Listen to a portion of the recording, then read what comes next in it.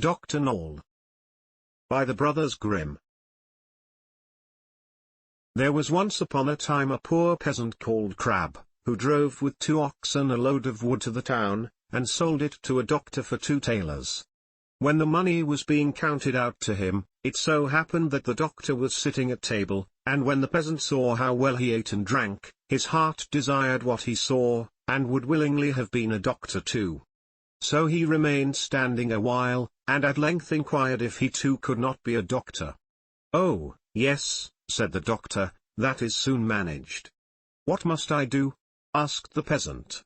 "In the first place buy yourself an ABC book of the kind which has a cock on the frontispiece, in the second, turn your cart and your 2 oxen into money, and get yourself some clothes, and whatsoever else pertains to medicine, thirdly, have a sign painted for yourself with the words, 'I am Dr. Knowall,' and have that nailed up above your house door."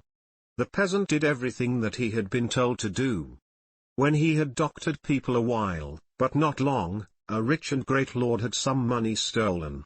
Then he was told about Dr. Knowall, who lived in such and such a village, and must know what had become of the money.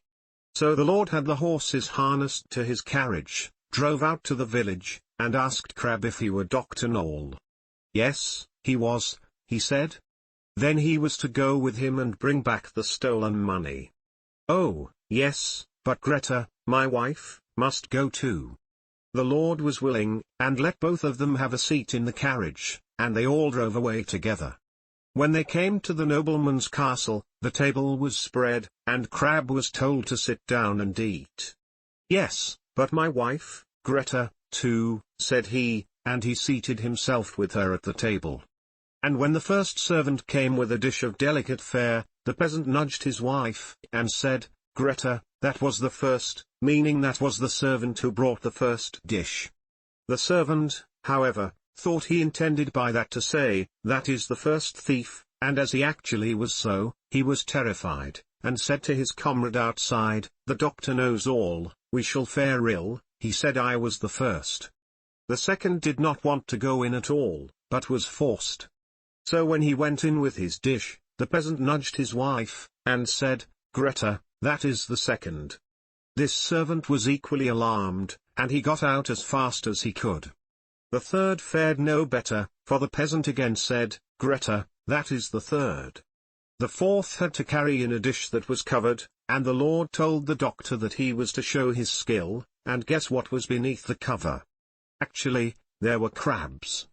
The doctor looked at the dish, had no idea what to say, and cried, "Ah, poor crab." When the lord heard that, he cried, "There! He knows it, he must also know who has the money." On this the servants looked terribly uneasy, and made a sign to the doctor that they wished him to step outside for a moment. When therefore he went out, all 4 of them confessed to him that they had stolen the money, and said that they would willingly restore it and give him a heavy sum into the bargain, if he would not denounce them, for if he did they would be hanged. They led him to the spot where the money was concealed. With this the doctor was satisfied, and returned to the hall, sat down to the table, and said, "My lord, now will I search in my book where the gold is hidden." The 5th servant, however, crept into the stove to hear if the doctor knew still more. But the doctor sat still and opened his ABC book, turned the pages backwards and forwards, and looked for the cock. As he could not find it immediately, he said, "I know you are there, so you had better come out." Then the fellow in the stove thought that the doctor meant him, and full of terror, sprang out, crying, "That man knows everything."